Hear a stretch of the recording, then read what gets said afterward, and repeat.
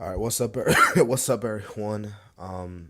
Welcome to the Smackdown review. This is the April 15th, 2022 edition of Friday Night Smackdown. I am your host, DC Wrestling. Hope everybody's having a wonderful Friday. This is actually Good Friday, so you know, for all my good people religious out there, happy Good Friday to everyone out there. Um, as you also saw, man, earlier tonight, I did my AEW Rampage review. Obviously, AEW got their big championship week going on, so I did a review on it. Pretty good show. Well, solid show. If you want to go check that out, go check that out. But obviously now we're on SmackDown, and to be honest with you, man, SmackDown was kind of meh tonight, honestly. The main part of the show was RK Bro showing up, as we saw.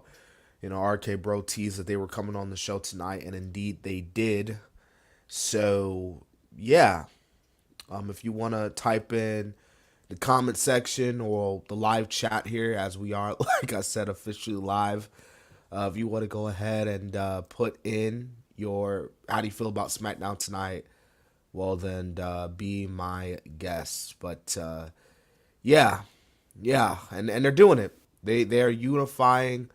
It was a super drag. Yeah, Roman wasn't on the Roman wasn't on the show tonight. Maybe I don't know if it was because Roman wasn't on tonight. Like we saw the Usos go in his locker room, but I don't know if it was I don't know. But yeah, like I said before, man, RK Bro not only come out tonight, but they kick off the show. They call out the Usos.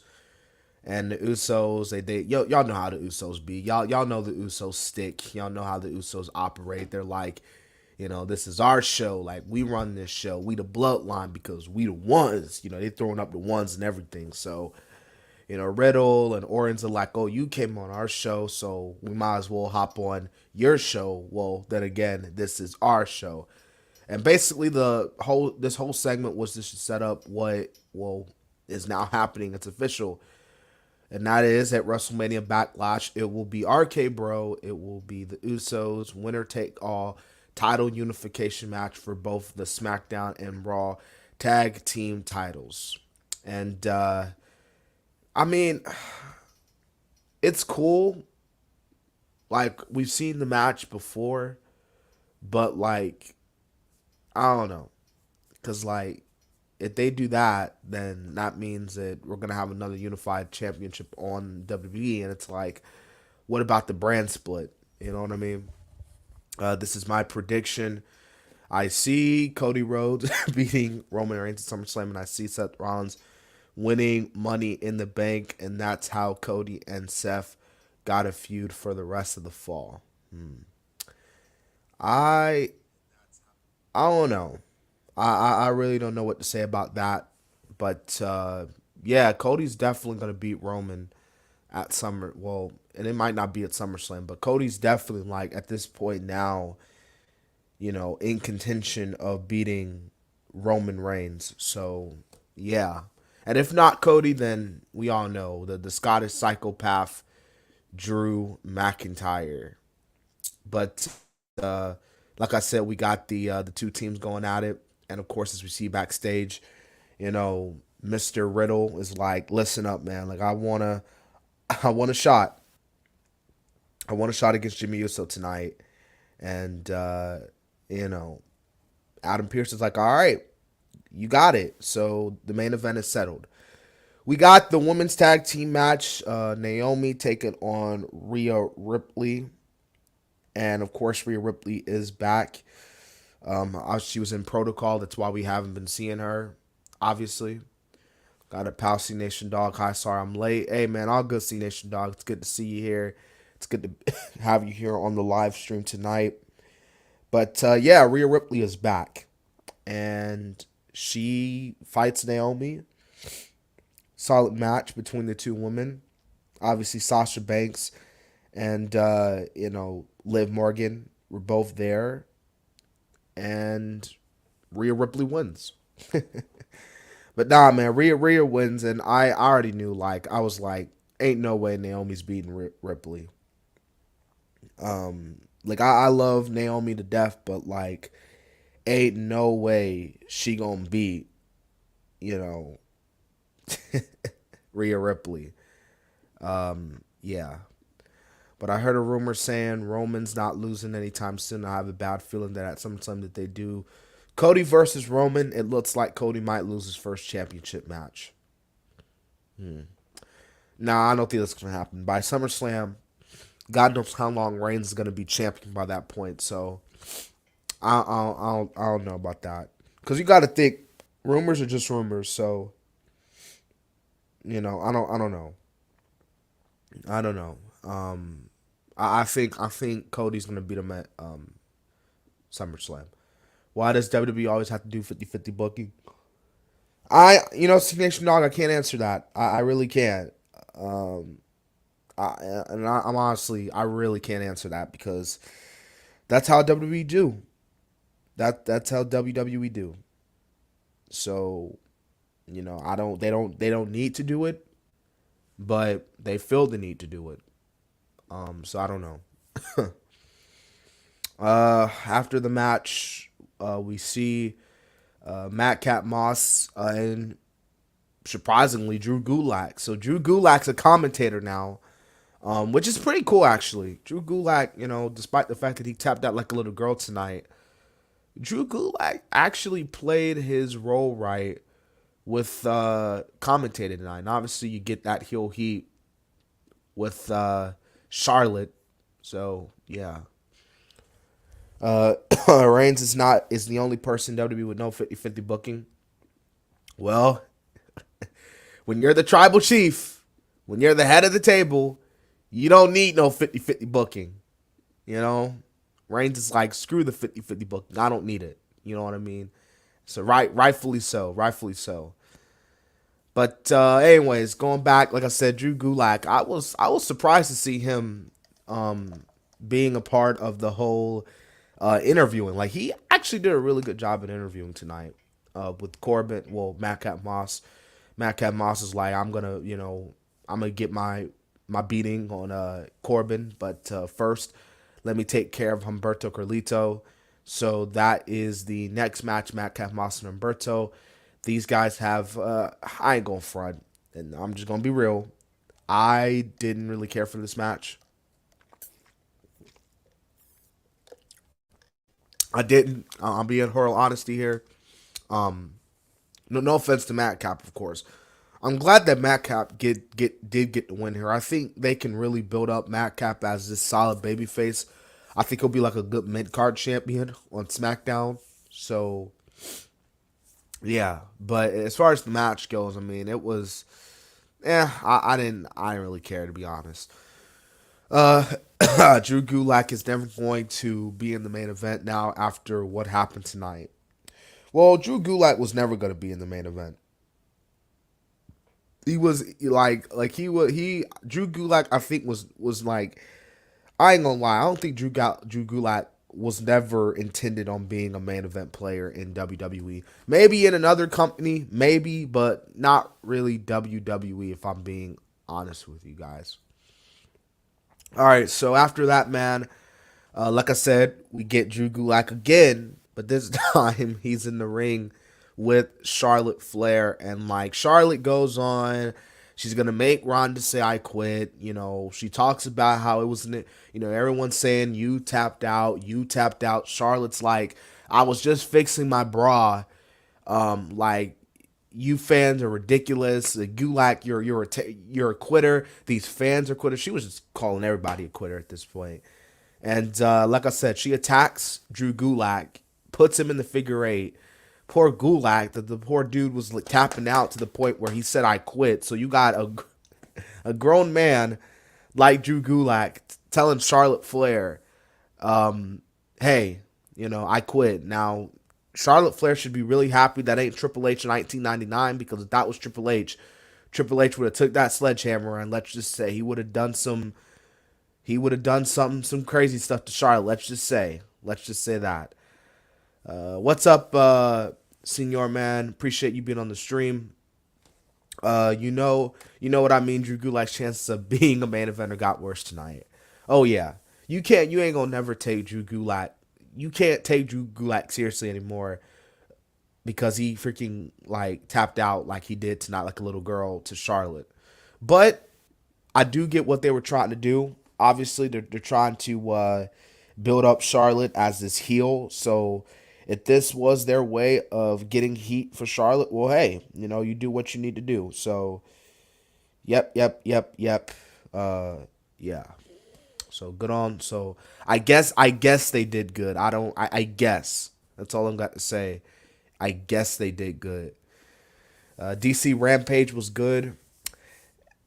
It was yeah, it was solid. It was a solid show. And Senior, I don't know if you know it, man, but like I noted before, I did do a review on Rampage, so if you want to check that out, you can go check that out. It's like 3 minutes long. It's not that long, so yeah.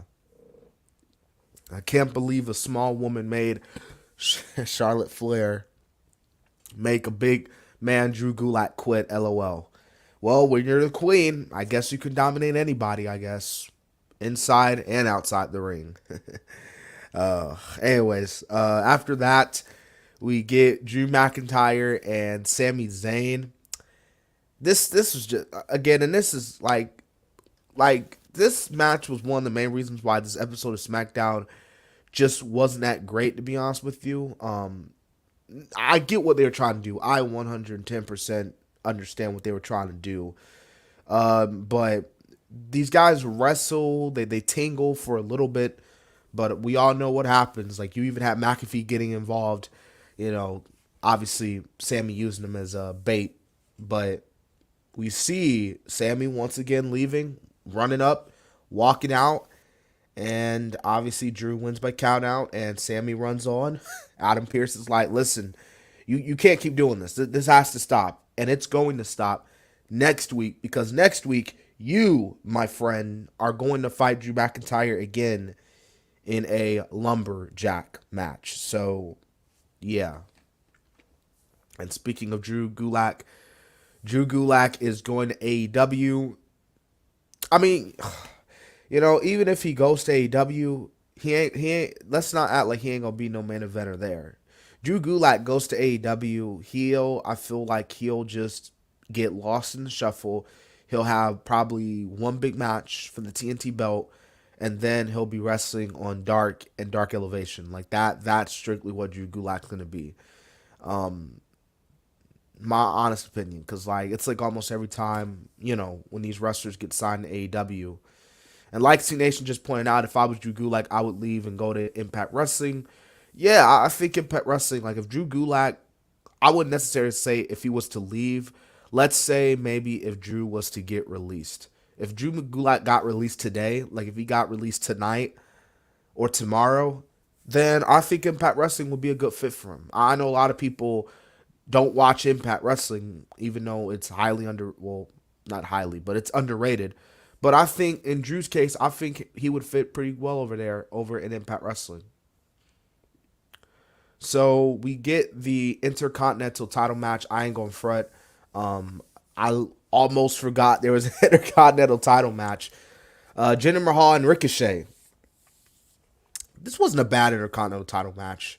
It was kind of solid. It was meh. Ricochet beat Jinder in I think in less than 5 minutes.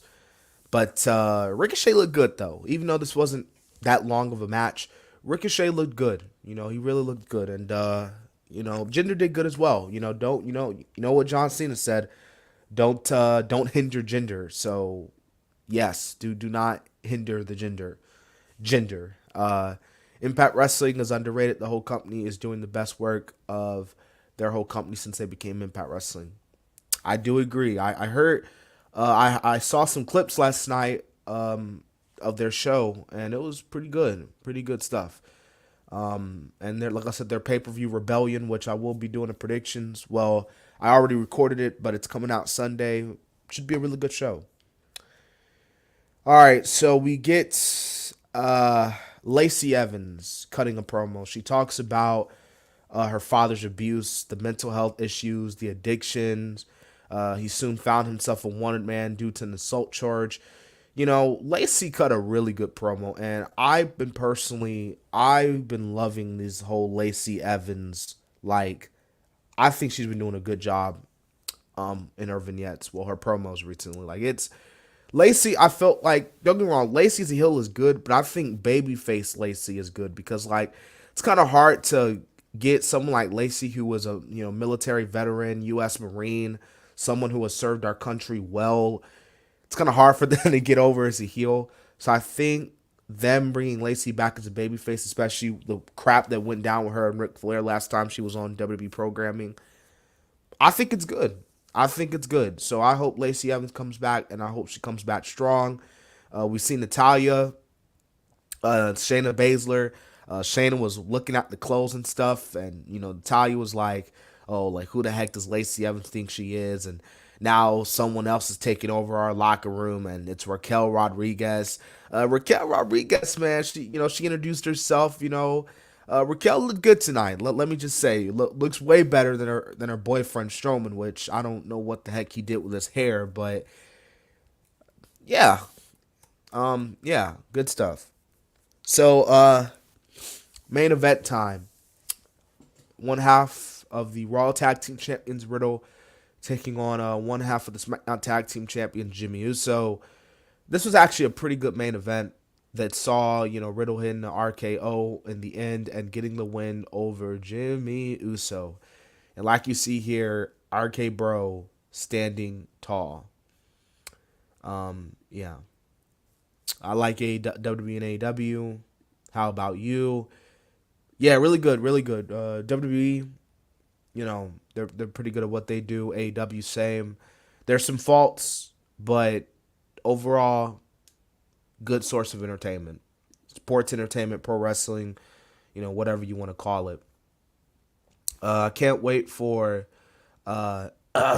Rebellion predictions. Wish it came out tomorrow, but I understand why you did it Sunday instead. Yeah, yeah. And speaking of we're gonna get to that certain in a minute, but yeah, the reason why I'm moving to Rebellions is Sunday because Saturday is Battle of the Belts, and I want to just save that day to just do the review for Battle of the Belts 2, which, despite the lack of build-up, it should be a really good show. Now, I want to show you guys something. Let me stop sharing my screen here for a minute. I want to show you guys something. Speaking of, you guys know who LA Knight is. Everybody knows who LA Knight is at this point. Well, LA Knight, he wasn't on SmackDown tonight. He was on a dark match. But LA Knight, well, let's just say, is officially, well, I don't want to say officially, but as we see here in the picture here that I'm about to share with you, here is LA Knight. And that is Mace, by the way. So for everyone, like, who's that dude in the ring with the cool sneakers? Those are some cool sneakers, by the way. And the cool sunglasses. Who is that? That's Mace, by the way. So yeah, LA Knight is apparently a manager now.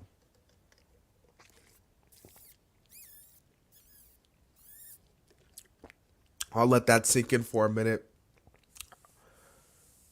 So there you have it. Rebellion is next Saturday. Oh yeah, that is. Oh dang, I'm misspoken. Yeah, but yeah, there you guys have it, man. LA Knight is apparently a manager now. So honestly, and I'm already seeing everybody trip about this. Oh, how or why would you make him a manager? How dare you, WWE? Like, at least though, and I'll give WWE credit, LA Knight, I won't mind him as a manager. Now, if hopefully he still wrestles like kind of how like MVP is, but LA Knight, he's got personality. He's got something that half of the WWE roster has. He's got personality. And this is weird because before Adam Cole left WWE, there were rumors about him becoming a manager. And it's like, well, that wouldn't work out because Adam Cole just wouldn't work as a manager. But LA Knight definitely does, in my opinion. Now, again, I would like to see him still wrestle, but hopefully this helps Mace as well, you know? But yeah. So that is my SmackDown review. That was SmackDown. Do you have a dog, DC? No, I do not. I do not have a dog.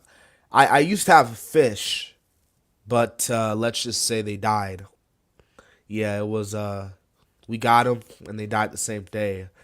Let's just say it was a very, very tough funeral. Very tough funeral. But no, I don't have any pets.